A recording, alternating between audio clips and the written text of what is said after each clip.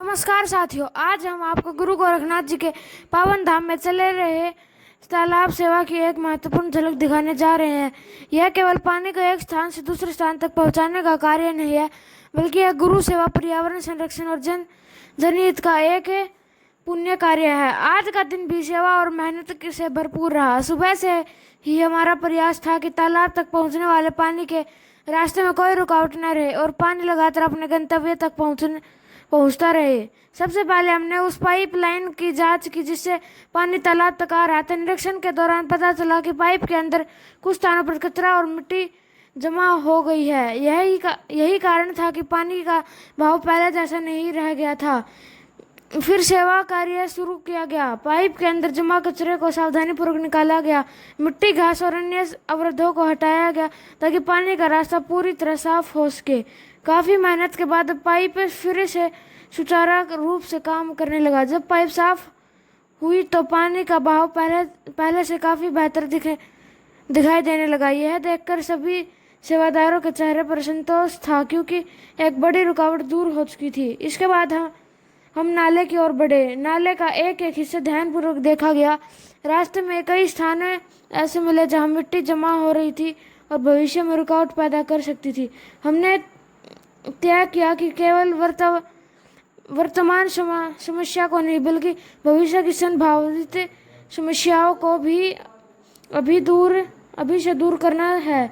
इसलिए जहां भी मिट्टी, झाड़ियां या अन्य अवरोध दिखाई दिए, उन्हें हटाया गया। इस पूरे कार्य के दौरान एक बात लगातार ध्यान में रखी गई कि पानी की एक भी बूंद व्यर्थ न जाए, क्योंकि जल केवल एक संसाधन नहीं बल्कि जीवन का आधार है। गुरु गोरखनाथ जी की कृपा और सभी सेवादारों की मेहनत का परिणाम धीरे धीरे दिखाई देने लगा। जिस तालाब को भरने के लिए कई दिनों से लगातार प्रयास किया जा रहे थे, वह अब पूरी तरह से भर चुका था। पहला तालाब पानी से लबालब भरा हुआ देखकर मन को बहुत खुशी हुई। यह केवल पानी से भरा तालाब नहीं था, बल्कि यह सेवा, समर्पण और सामूहिक प्रयास का परिणाम था। लेकिन हमारा कार्य यही समाप्त नहीं हुआ। पहला तालाब भरने के बाद अब अगला लक्ष्य दूसरे तालाब तक पानी पहुंचाना था। इसलिए पानी की दिशा को दूसरे तालाब की ओर मोड़ा गया। पानी धीरे धीरे नए रास्ते पर आगे बढ़ने लगा। हम लगातार उसके प्रवाह पर नजर बनाए हुए थे ताकि कोई समस्या उत्पन्न न हो। रास्ते में एक स्थान पर हमने देखा कि पानी का दबाव बढ़ रहा है। वही पानी जमा हो रहा था और आगे का बहाव अपेक्षित गति से नहीं हो रहा था। यदि इस स्थिति को समय रहते ठीक नहीं किया जाता तो पानी का नुकसान हो सकता था और दूसरे तालाब तक पर्याप्त मात्रा में पानी नहीं पहुंच पाता। तुरंत उस स्थान की जांच की गई। वहां जमा मिट्टी और अन्य अवरोधों को हटाया गया। कुछ समय की मेहनत के बाद रास्ता पूरी तरह से साफ हो गया।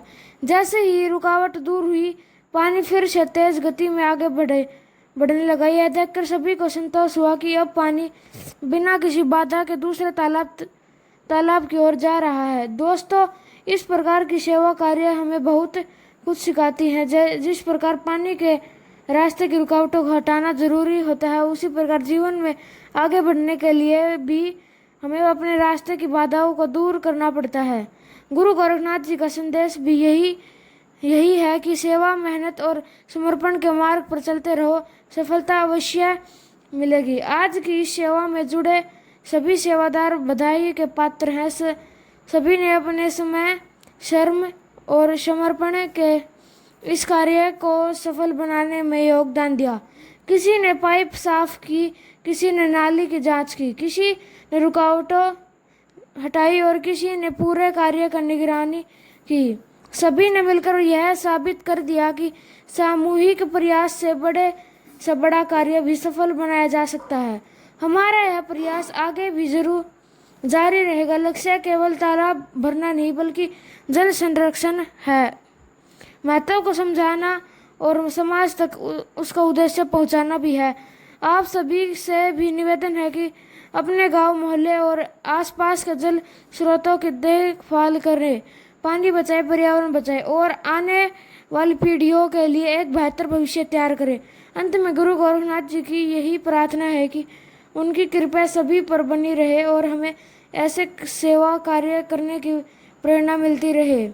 पहला तालाब भर चुका है, दूसरा भरने की ओर बढ़ रहा है। सेवा का यह सफर गुरु कृपा से निरंतर जारी है।